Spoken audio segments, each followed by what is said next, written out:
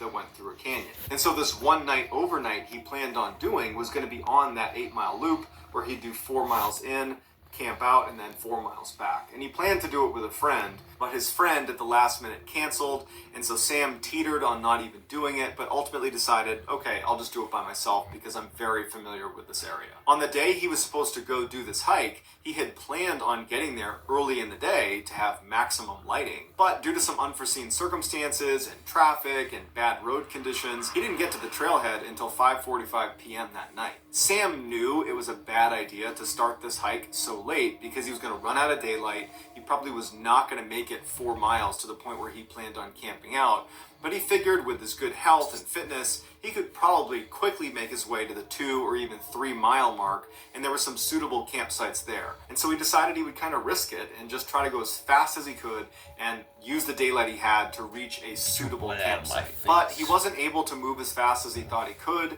and soon the sun was down and it's totally dark, and he's got his flashlight, but that only is able to shine like 10 feet in front of him. And then at one point he nearly falls off of this rock, and he knows had he fallen, he would have gotten really badly hurt, and he's 15 miles away from the nearest help, and he's in a bad cell phone service area, and the roads getting out here are treacherous. No one knows exactly where he is, and it dawns on him that you've made a pretty bad choice, and you should stop right now and make camp here and not try to risk it any further. And so as it happened, where he was, there was this forest right nearby, and he could see there was a clearing about 30 feet off the path when he shined his light.